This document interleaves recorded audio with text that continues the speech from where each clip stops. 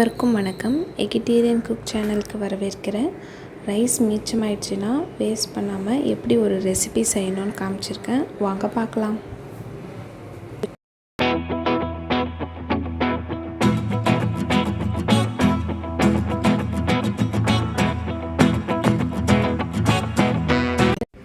நேற்று மதியம் வச்ச ரைஸு நைட்டு புளி போட்டு காலையில் செய்ய போகிறோம். இந்த அளவுக்கு புளி எடுத்து கொஞ்சமாக தண்ணியில் விட்டு ஊற வச்சுடுங்க ஒரு 10 நிமிஷம். அப்புறம் ரைஸில் அந்த தண்ணியை மட்டும் எடுத்து மிக்ஸ் பண்ணி வச்சுட்டேன், நைட்டே வச்சுட்டேன். ஸோ காலையில் பார்த்திங்கன்னா இது கொஞ்சம் பொல பொலன்னு நல்லாயிருக்கும். ஃப்ரிட்ஜில் வைக்கலாம், இல்லை வெளியிலே வைக்கலாம். நான் வெளியில் தான் வச்சுருந்தேன். இதை இப்போ எப்படி செய்கிறதுன்னு காமிக்க போகிறேன். தாளிக்கிறதுக்கு கடுகு, உளுத்தம் பருப்பு, கடலைப்பருப்பு, 2 காஞ்ச மிளகா, 2 கொத்து கருவேப்பிலை, எண்ணெய் விட்டுக்கலாம். ஒரு 3-4 ஸ்பூன் எண்ணெய் விட்டுக்கலாம். எண்ணெய் நல்லா காஞ்சதும் அதில் ஃபஸ்ட்டு கடுகு போட்டுடலாம். கடுகு நல்லா பொரிஞ்சு வரட்டும். கடுகு நல்லா வெடிச்சிடுச்சு.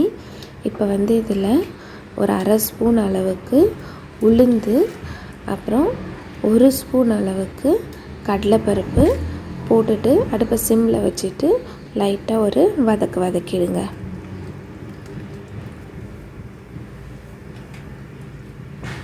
இப்போ 2 மிளகாவை உடச்சி சேர்த்துருக்கேன். அதுக்கப்புறமா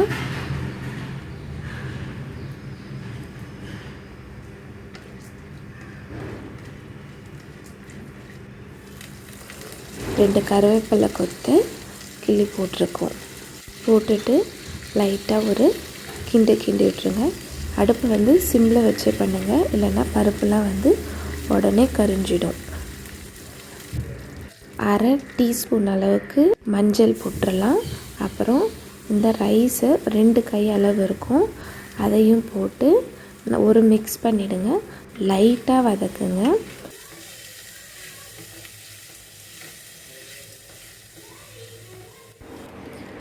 இது மாதிரி சிம்மில் வச்சு லைட்டாக வதக்கிக்கலாம். ஒரு 2-3 நிமிஷம் வெந்துச்சுன்னா போதும்.